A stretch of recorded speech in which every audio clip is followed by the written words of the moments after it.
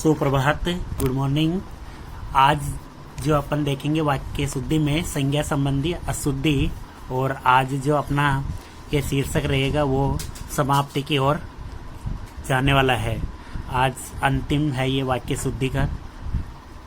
तो देखते हैं संज्ञा संबंधी अशुद्धि कौन कौन सी होती है। अब देखो, संज्ञा संबंधी अशुद्धि दो भागों में बांट सकते हैं। एक तो अनावश्यक संज्ञा और एक होती है अनुपयुक्त संज्ञा। देखो, अनावश्यक संज्ञा का मतलब होता है जो आवश्यक है ही नहीं, यानी उसके होना जरूरी नहीं है, अनावश्यक जो आवश्यक नहीं है। और अनुपयुक्त संज्ञा अनुपयुक्त जो उपयुक्त नहीं है, यानी वो उस जगह पर सही नहीं है, उसकी जगह अन्य शब्द आना चाहिए। ठीक है, तो अब देखते हैं अनावश्यक संज्ञा। वह रोज पौधों को पानी से सींचता है। वह रोज पौधों को पानी से सींचता है। अब यहाँ देखो, सिंचाई किससे होती है? केवल पानी से ही होती है। तो यहाँ पर पानी से लगाने की अपने को आवश्यकता नहीं है, केवल सिंचाई पानी से ही होती है। तो ये शब्द अनावश्यक है, यानी इसकी कोई आवश्यकता नहीं है।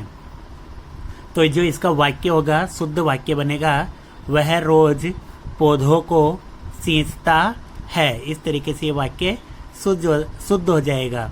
अब हमने देखा था जहाँ भी कारक चिन्ह आ जाते हैं वहाँ पर चंद्र बिंदु आ जाता है। तो यहाँ पर चंद्र बिंदु आया है या अनुनासिक आया है। अगर ये नहीं होता तो भी वाक्य गलत हो जाता।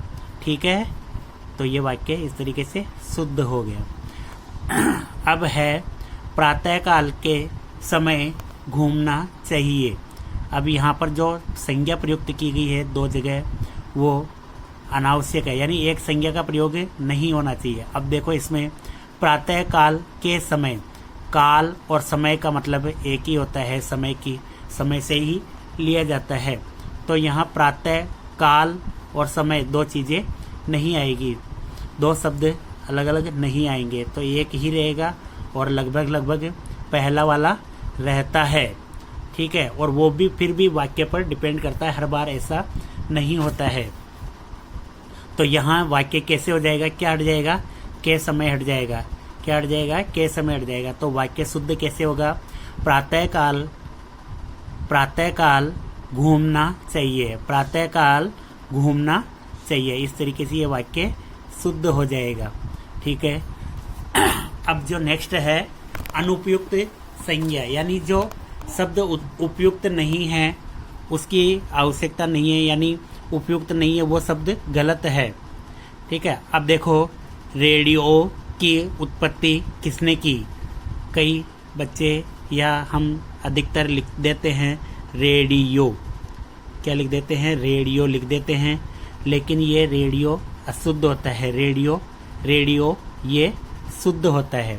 और डे के नीचे यहाँ जो अंग्रेजी शब्दों के नीचे क्या होता है, ये डे के नीचे नुक्ता चिन्ह नहीं लगता है। तो ये रेडियो की उत्पत्ति किसने की? यहाँ पर ये उत्पत्ति जो शब्द आया है वो गलत है। क्यों गलत है? देखो, उत्पत्ति होती है स्वतः है, यानी उत्पत्ति स्वतः होती है। रेडियो की उत्पत्ति स्वतः नहीं हुई। और स्वतः यानी जैसे अपने खेत में खरपतवार वगैरह ये उग जाती है, वो स्वतः होती है। तो खरपतवार की उत्पत्ति बोल सकते हैं। अब जैसे कई बार जब ऑप्शन में वाक्य दिए जाते हैं तो वाक्य इस तरीके से दिए जाते हैं, चार वाक्य जैसे दे दिए। रेडियो की उत्पत्ति किसने की? रेडियो का आविष्कार किसने किया? रेडियो की खोज किसने की? और रेडियो की उत्पत्ति किसने की? उत्पत्ति, आविष्कार, खोज, ठीक है, और जन्म, ये चार वाक्य बना देते हैं। रेडियो का जन्म किसने किया? तो ये इस तरीके से वाक्य अशुद्ध हो जाते हैं। जो वाक्य शुद्ध है वो है, अब देखो पहले इनके बारे में जानते हैं। उत्पत्ति तो होती है जो स्वतः होती है, यानी जैसे खेतों में खरपतवार वगैरह, और रेडियो की उत्पत्ति स्वतः नहीं हुई है।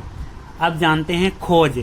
तो खोज तो जो चीज़, खोज किसे कहते हैं? जो चीज़ पहले कहीं थी और उसकी हमने खोज कर ली है, यानी जो चीज़ हमने ढूंढ ली है। जो चीज़ पहले कहीं थी और हमने उसे ढूंढ लिया, जैसे अमेरिका की खोज, भारत की खोज, मोहनजोदड़ो की, ठीक है, इनकी खुदाई हुई। तो ये मोहनजोदड़ो वगैरह में पहले नगर बसे हुए थे, इनकी हमने खोज की है। ठीक है। जो चीज़ पहले थी उसके लिए खो जाता है, जबकि उत्पत्ति जो स्वतः होती है, जैसे खरपतवार वगैरह या बरसात के समय में कई पेड़ पौधे वगैरह जैसे उग जाते हैं जो होते हैं, जैसे छतरी वगैरह, जैसे एक कुकुरमुत्ता जो आती है एक छतरी टाइप में एक उग जाती है वो, ठीक है। और अब जानते हैं जन्म, तो हम यहाँ पर जन्म भी नहीं लिख सकते। क्यों नहीं लिख सकते? जन्म जो गर्भ से होता है, और जैसे हमारा जन्म हुआ, ठीक है, तो रेडियो गर्भ से नहीं हुआ है। तो हम इसके लिए जो उपयुक्त शब्द जो रहेगा वो रहेगा आविष्कार, ठीक है। आविष्कार रेडियो का। अब यहाँ पर आविष्कार क्या होता है? अब देखो राविष्कार, पहले तो इसको देखो आविष्कार, आविहिदन कार, जब इसकी संधि विच्छेद करेंगे आविहिदन कार, आविहिदन कार, आविकार का मतलब होता है चारों ओर सोचकर जो कार्य किया गया, यानी चारों ओर सोचकर जो कार्य किया गया, यानी संपूर्ण चीजों पर ध्यान रखकर उस पर कार्य किया गया। अब ऐसा थोड़ी है कि मार्कोनी मतलब रेडियो कहीं रखा था तो मार्कोनी ने जाकर ढूंढ लिया, ठीक है, तो ये ऐसा ढूंढा नहीं है, इसका आविष्कार किया गया, यानी इसको निर्माण किया गया, इस तरीके से बनाया गया है, ठीक है। तो रेडियो का आविष्कार तो मार्कोनी ने किया था, लेकिन ऐसा नहीं कह सकते कि उसने कहीं से खोज लिया, ढूंढ लिया, या उसकी उत्पत्ति हुई है, ठीक है, या जन्म हुआ है, ऐसा नहीं है। रेडियो कहीं रखा था, मार्कोनी ने जाकर ढूंढ लिया, ऐसा भी नहीं है। रेडियो का क्या हुआ? आविष्कार हुआ। और आविष्कार यानी आवेदन कार, ऐसा कार्य जो चारों ओर सोच समझकर किया जाता है, तो रेडियो का आविष्कार। अब यहाँ पर देखो रेडियो क्या है, यहाँ पर आविष्कार शब्द पुल्लिंग है, आविष्कार शब्द पुल्लिंग है, तो यहाँ पर की जगह क्या आ जाएगा? का। और पुल्लिंग है तो किसने किया, यहाँ पर की उत्पत्ति के लिए आया है, तो यहाँ पर आविष्कार के लिए किसने किया, या इस तरीके से यह वाक्य शुद्ध हो जाएगा। तो रेडियो का आविष्कार किसने किया, ठीक है, इस तरीके से यह वाक्य शुद्ध हो जाएगा। अब है अनुपयुक्त में ही देखते हैं। मंदिर में भक्तों का तारतम्य बना रहा। तारतम्य से तात्पर्य होता है सामंजस्य, यानी एक दूसरे से जो सामंजस्य रखते हैं वो होता है, लेकिन यहाँ पर सामंजस्य नहीं होती है। जो वहाँ भीड़ होती है, आवागमन होता है, एक दूसरे आ रहे जा रहे हैं, तो उसके लिए शब्द का प्रयोग करते हैं तांता। और तांता बना नहीं रहता है, तांता लगा रहता है, यानी एक आ रहा है एक जा रहा है, आवागमन को बोलते हैं तांता। जबकि तांता यहाँ शब्द शुद्ध है और तारतम्य यानी सामंजस्य यहाँ पर नहीं आएंगे। तो वाक्य देखते हैं एक बार, अशुद्ध वाक्य को देखते हैं। मंदिर में भक्तों का तारतम्य बना रहा, तो तारतम्य यहाँ पर गलत है, ये प्रयोग में नहीं होगा। क्या होगा? मंदिर में भक्तों का तांता लगा रहा, इस तरीके से ये वाक्य शुद्ध हो जाएगा, ठीक है। अब यहाँ कारक चिन्ह आया तो यहाँ पर हमने क्या लगा दिया? अंतिम जो ध्वनि है अकारांत है, अकारांत में हमने क्या बना दिया? ओ की ध्वनि बना दी है और अनुनासिक लगा दिया है, ठीक है।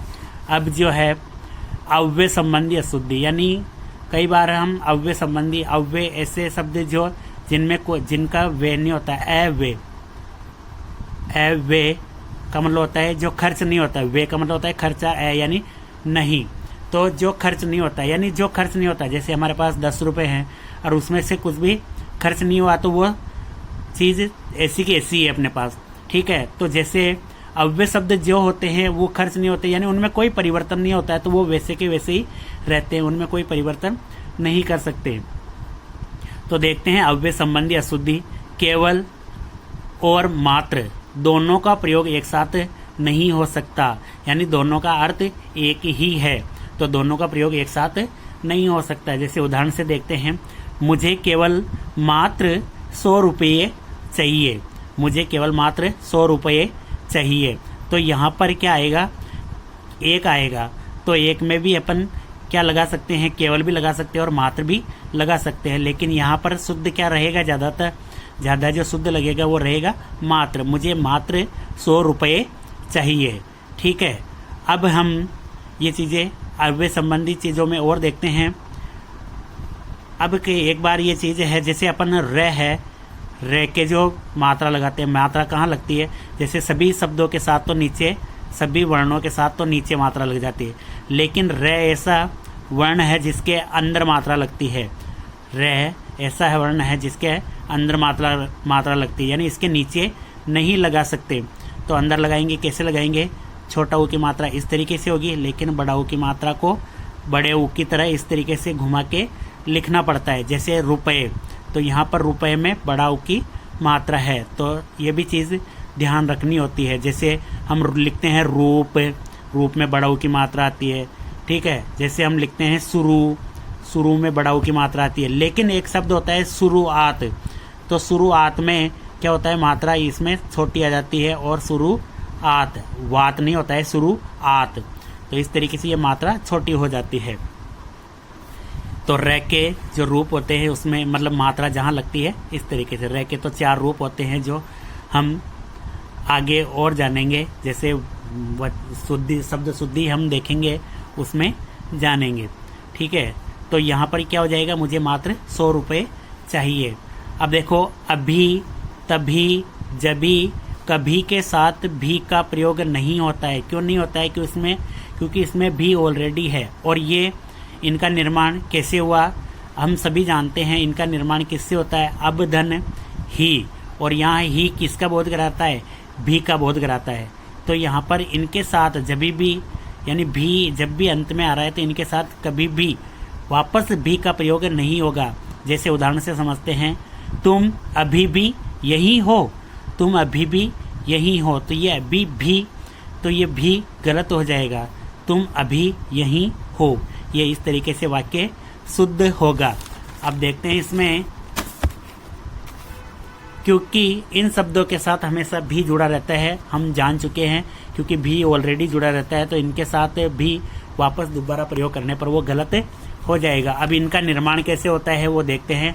अभी का निर्माण जैसे अब ही से होता है, अब धन ही जो है भी का बोध कराता है, तब धन ही तभी, जब ही जब ही, कब ही कभी, ठीक है। इस तरीके से ये वाक्य शुद्ध होते हैं, या फिर ये शब्द शुद्ध बन होते हैं, या इनसे इनका निर्माण होता है। अब एक अशुद्धि जो मेरे को याद आई थी, पदक्रम संबंधी अशुद्धि और देख लेते हैं। केवल एक वाक्य है, यहाँ ताजा गाय का दूध मिलता है, ऐसा वाक्य अपने सामने आता है, ठीक है। तो इसको हम सोच समझ कर करेंगे।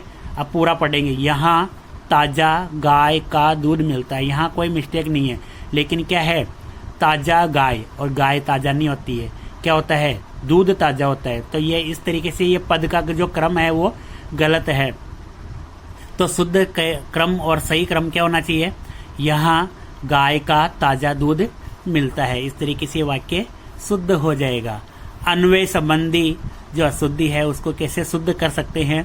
अन्वय का मतलब होता है मेल, और मेल किसमें होना चाहिए, जो कर्ता है उसके साथ क्रिया का मेल होना चाहिए। और कर्ता जिस तरीके से, कर्ता अगर पुल्लिंग में है तो क्रिया भी पुल्लिंग में होगी, कर्ता अगर स्त्रीलिंग में है तो क्रिया भी स्त्रीलिंग की होगी, ठीक है। तो उनमें मेल होना चाहिए, ठीक है। तो कर्ता का क्रिया से मेल होना चाहिए। जैसे यहाँ पर वाक्य एक है, गीता बाजार जाता है, ये वाक्य अशुद्ध है।